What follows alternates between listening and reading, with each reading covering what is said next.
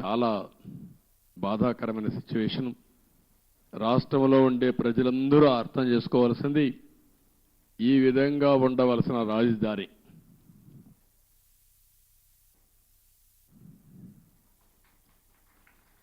మనం ఆ రోజు ప్లాన్ చేసింది, నేను మళ్ళీ ఒక వైట్ పేపర్ ఒకటి రిలీజ్ చేస్తాం, అందులో డీటెయిల్స్ అన్నీ పెడతాం. ఈరోజు నేను ఫస్ట్ టైం వచ్చింది రాజధానిని చూడడానికి వచ్చాను, ఎక్కడున్నామో అధ్యయనం చేయడానికి వచ్చా. భవిష్యత్తులో ఏం చేయాలనో ఇక్కడ అమరావతిలో ఉండే రైతులే కాకుండా రాష్ట్రంలో ఉండే ప్రతి ఒక్కరూ సజెషన్స్ ఇచ్చే విధంగా ముందుకు పోవాల్సిన అవసరం ఉంది. తొందరలోనే ఒక వైట్ పేపర్ కూడా పబ్లిసైజ్ చేస్తాం. ఒక వైట్ పేపర్ పబ్లిసైజ్ చేసి ప్రజల అందరూ కూడా చర్చించుకోవాల్సిన అవసరం ఉంది. నేను ముందే చెప్పాను, ఇది ఏ ఒక్కరి కోసమో కట్టే రాజధాని కాదు, ఇది ప్రజా రాజధాని, భావితరాల భవిష్యత్తు కోసం రాజధాని, తెలుగు జాతి గర్వంగా తలెత్తుకుని తిరిగే రాజధానిగా ఉండాలి. అదే సమయంలో ఇక్కడ అమరావతి రాజధాని వస్తుందంటే విశాఖపట్నాన్ని ఆర్థిక రాజధానిగా తయారు చేయాలని, కర్నూలుని ఒక మోడర్న్ సిటీగా ఆధునికమైన నగరంగా తయారు చేయాలని, అదే మాదిరిగా అన్ని జిల్లా హెడ్ క్వార్టర్స్ కూడా ఏమేం చేస్తాం చాలా స్పష్టంగా చెప్పాం. దాని ప్రకారమే మీరు చూస్తే 12 ఇన్స్టిట్యూషన్స్ గవర్నమెంట్ ఆఫ్ ఇండియా ఇస్తే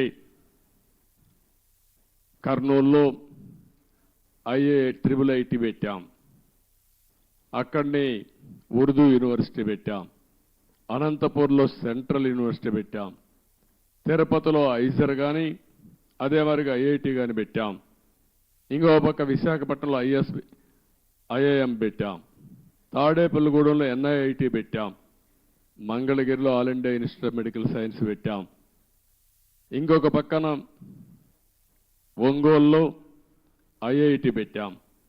ఈ విధంగా అన్ని విజయనగరంలో ట్రైబల్ యూనివర్సిటీ పెట్టాం.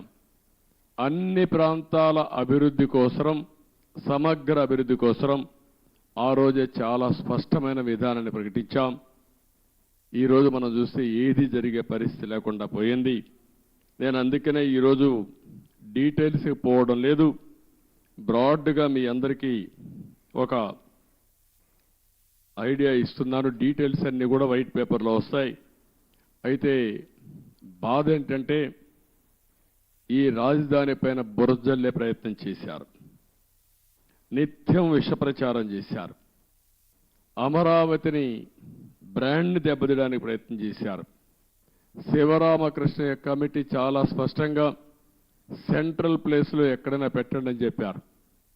అంటే ఇది 12 పార్లమెంట్లు ఒక పక్క వస్తాయి, ఇంకొక పక్క 12 పార్లమెంట్లు వస్తాయి. గుంటూరు సెంట్రల్లో ఉంటుంది. ఎలిమెంటరీ స్కూల్ చదివే పిల్లవాడిని చెప్పినా ఎక్కడ మీ రాజధాని ఉండాలంటే ఈ ప్రాంతమని మ్యాప్లో చూపించే విధానం ఇది. అందుకే అమరావతిని పెడితే దానిపైన మాట్లాడారు. ఇంకొక పక్కన మీరందరూ చూస్తే చాలా వరకు ఇన్సైడర్ ట్రేడింగ్ అన్నారు. ఇంకొక పక్కన స్విస్ ఛాలెంజ్ని అవహేళన చేశారు. విషయం చెప్పి సింగపూర్ లాంటి కన్సార్టియంని తరిమేసే పరిస్థితికి వచ్చారు. One of the best Norman faster అనే కన్సల్టెంట్ని లేకుండా పంపించేసే పరిస్థితికి వచ్చారు. 3 రాజధానులు అన్నారు, 3 ముక్కలాట ఆడారు. కడాన 5 సంవత్సరాల తర్వాత 10 సంవత్సరాల తర్వాత మీ రాజధాని ఏదంటే చెప్పుకోలేని పరిస్థితి, దుస్థితిలో మనం నెట్టేసే పరిస్థితికి వచ్చారు.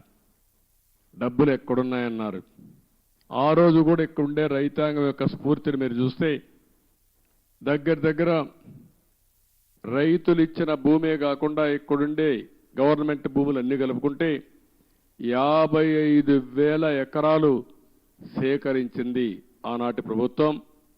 దగ్గర 29,000 మంది రైతులు ఒక్కరు కూడా కోర్టుకు పోకుండా స్వచ్ఛందంగా ముందుకొచ్చి మేము రాజధానికి ఇస్తాం, మాకు ఒక ప్యాకేజ్ ఇమ్మని ముందుకొచ్చారంటే ప్రపంచానికి ఆదర్శం ఇది. ఒక ల్యాండ్ కొనాలంటే లేకుంటే ఒక చిన్న ఇరిగేషన్ ప్రాజెక్ట్ కట్టాలన్నా, లేకుంటే ఒక మంచి పనికి ఒక దేవాలయం కట్టాలన్నా భూమి ఇవ్వని ఈ రోజుల్లో ఇక్కడుండే రైతాంగం ముందుకొచ్చి స్వచ్ఛందంగా భూమి ఇస్తే దానికి ఎన్ని అపవాదులు వేయాలని అపవాదులు వేశారు. ఇక్కడుండే రైతాంగాన్ని ఎన్ని ఇబ్బందులు పెట్టాలని ఇబ్బందులు పెట్టారు. ఇంకొక పక్కన ఇక్కడుండే కామన్ ఇన్ఫ్రాస్ట్రక్చర్కి అంతటికి ఉపయోగించుకుని రోడ్లు కానీ, గవర్నమెంట్ బిల్డింగ్లు కానీ, పబ్లిక్ పర్పసెస్ కానీ అన్నిటికీ ఉపయోగించుకున్న తర్వాత కొంత భూమి మిగులుతుంది. దాన్ని అమ్మితే ఇక్కడ రాజధాని కట్టుకునే అవకాశం వస్తుంది. దానికి కూడా ఎన్ని చేయాలని చేసే పరిస్థితికి వచ్చారు. నేను మొట్టమొదటి నుంచి కూడా చెప్పాను, సెల్ఫ్ ఫైనాన్సింగ్ ప్రాజెక్ట్ అని. ఇక్కడ వచ్చే ఆదాయమే ఈ అమరావతి నిర్మాణానికి సరిపోతుంది. ఎప్పటికప్పుడు కన్స్ట్రక్షన్ కానీ, అదే మాదిరిగా ఆర్థిక కార్యక్రమాలు ఇక్కడ జరిగితే దానివల్ల ప్రభుత్వానికి ఆదాయం వస్తుంది. ఆ ఆదాయంతో సంక్షేమ కార్యక్రమాలు పెద్ద ఎత్తున చేసుకునే వెసులుబాటు వస్తుందని కూడా చెప్పాం.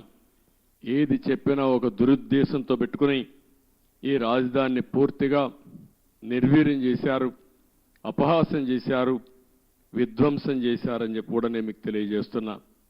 ఇది ఈరోజు నేను చూసిన